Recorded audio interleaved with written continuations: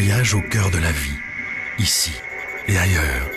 Space, en partenariat avec l'Agence spatiale européenne.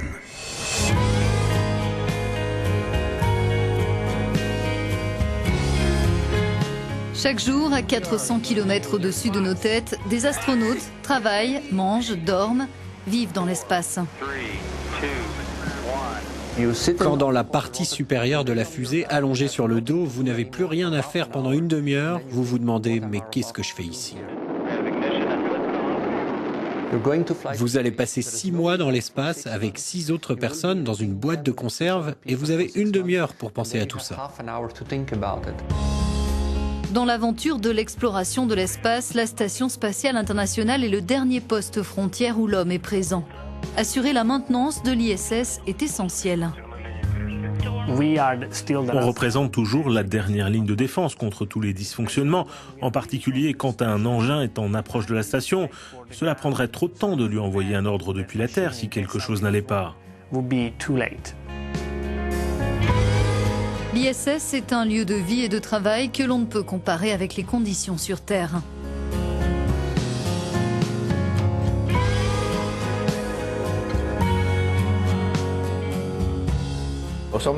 Parfois, quand on va dormir, qu'on ferme les yeux, on voit un rayon ou des flashs et on se dit « des particules radioactives, ma rétine est atteinte ». Et c'est ce qui se passe ensuite dans tout votre corps.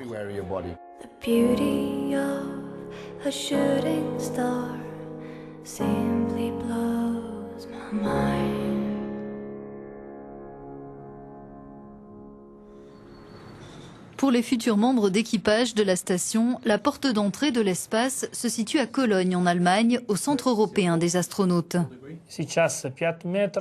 Tous ceux qui sont appelés à rejoindre l'ISS doivent suivre un entraînement ici. Parmi eux, une nouvelle recrue de l'ESA, l'Italien Luca Parmitano. Il s'apprête à passer 6 mois dans l'espace. L'une de ses missions consistera à superviser l'amarrage à la station du véhicule de ravitaillement ATV. J'interviens en tant qu'opérateur principal et quand l'ATV s'approche de la station, j'enregistre la distance avec une règle pour être certain que ce que je vois et ce que l'ordinateur pense voir soit la même chose. Je contrôle aussi sa vitesse de déplacement pour voir si ce n'est pas trop rapide ou trop lent. Et si quelque chose ne va pas, je suis la dernière ligne de défense. Je peux envoyer un ordre pour stopper, retarder ou carrément annuler l'amarrage. Le comportement des astronautes est suivi avec attention lors de la phase d'entraînement puis pendant leur mission. Lorsqu'un Européen est dans l'espace, il y a toujours quelqu'un à Cologne qui veille sur lui. On surveille l'état de santé des astronautes. On contrôle les systèmes techniques qui garantissent leur santé et leur bien-être. Et c'est ce que nous faisons dans cette salle. Les membres de l'équipage de l'ISS alternent de façon régulière les périodes de travail et de repos pour éviter le surmenage. Quand vous passez 6 mois dans l'espace, votre plus grand défi, c'est d'ajuster votre rythme. Bien sûr, au début, vous êtes très enthousiaste, vous voulez tout faire très vite, mais ça ne fonctionne pas comme ça. Vous ne pouvez pas garder ce rythme pendant 6 mois, vous devez ralentir et essayer de conserver une humeur stable et un rythme de travail régulier.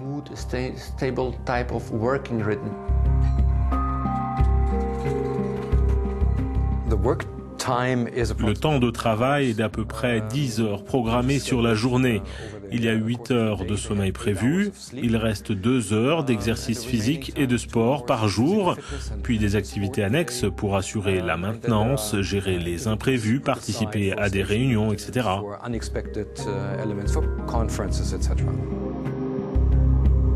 La mission principale des astronautes consiste à mener des recherches scientifiques.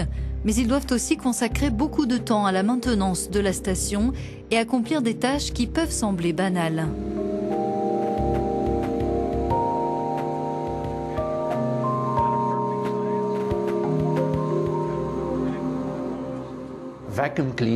Passer l'aspirateur, ce n'est probablement pas ce que les astronautes préfèrent faire. Mais si vous voulez maintenir la station en bon état et être sûr que c'est un lieu de vie sain pour vous-même comme pour ceux qui la rejoindront après votre passage, eh bien chaque samedi matin, vous devez passer l'aspirateur dans la station. La vie à bord, c'est un mélange étonnant entre le familier et l'étrange. Welcome on board of the International Space Station.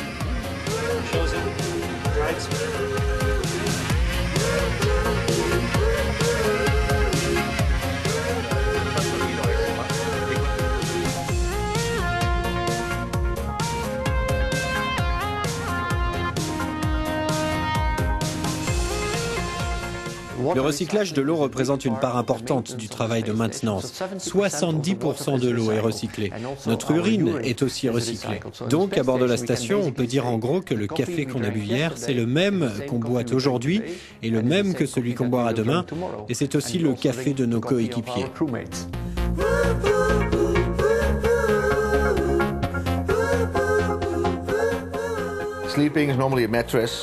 Quand on dort, généralement, on a un matelas et un coussin. Dans l'espace, c'est impossible, car vous vous mettriez à flotter et à dériver du matelas. Votre couverture flotterait. Donc vous ne pouvez pas dormir comme ça. Et ça n'a pas non plus d'importance où vous vous installez pour dormir. Vous pouvez dormir au plafond si vous voulez, comme il n'y a pas de haut et de bas. 4 personnes dorment verticalement, comme ici. 2 cosmonautes et 2 astronautes. Une autre dort au plafond et une dernière sur le plancher.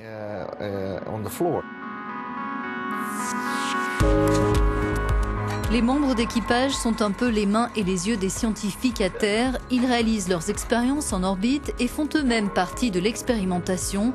Les changements dans leur corps et leur esprit sont étudiés, l'idée étant de mieux comprendre comment l'être humain s'adapte à la vie dans l'espace. L'un des essais en cours à bord de l'ISS s'appelle Energy et Luca Parmitano fait partie des sujets. Des tests sont prévus avant, pendant et après son vol. Ce que nous mesurons ici, c'est la dépense énergétique totale d'un astronaute homme lors d'un vol spatial de longue durée sur Terre et en micro-pesanteur.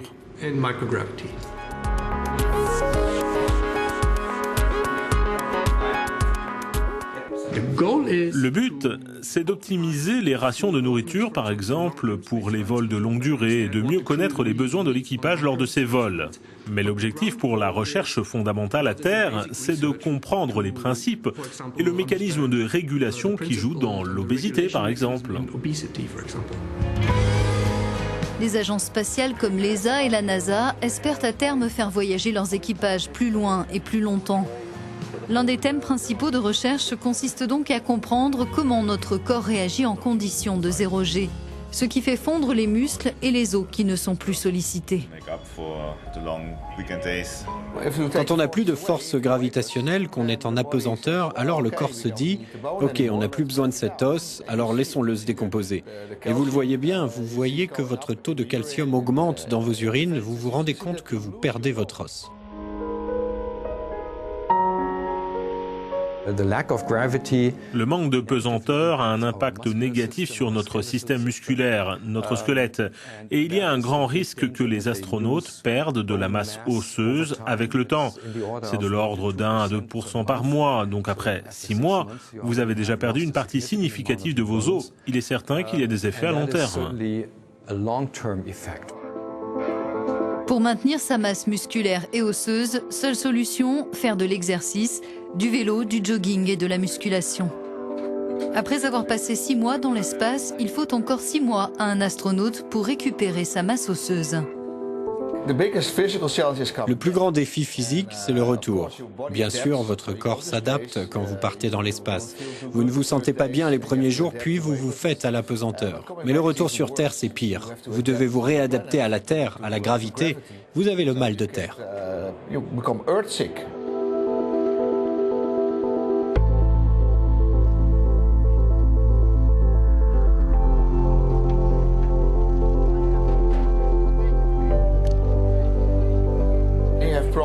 On est sujet aux courbatures. Pendant 3 mois, j'ai eu des courbatures. Toutes sortes de petits muscles qu'on utilise habituellement, on ne les utilise plus en apesanteur.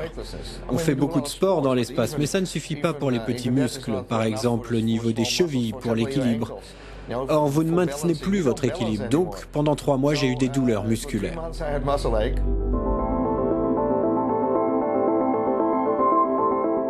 Un autre risque du métier d'astronaute est lié à l'espace lui-même et à toutes ces particules radioactives qui bombardent l'ISS.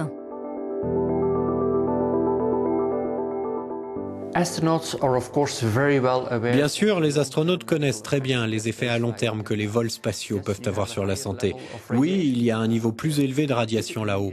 Typiquement, au cours d'un vol spatial de 6 mois, on reçoit l'équivalent du même type de radiation ou du même niveau de radiation qu'un employé de centrale nucléaire durant toute sa carrière. Ce genre d'exposition aux radiations pourrait entraîner des cancers comme une leucémie. Mais pour l'instant, l'équipe médicale n'a pas prouvé que les missions dans l'espace avaient des conséquences à long terme.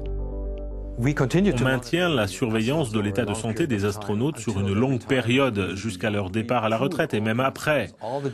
On partage les informations sur tous les astronautes à l'échelle de la planète. Elles sont intégrées à une base de données et on essaye d'identifier tous les aspects médicaux spécifiques qui pourraient être liés à l'activité d'astronaute.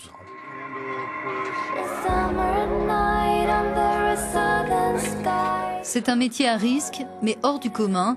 Il donne aussi le sentiment de vivre une expérience unique.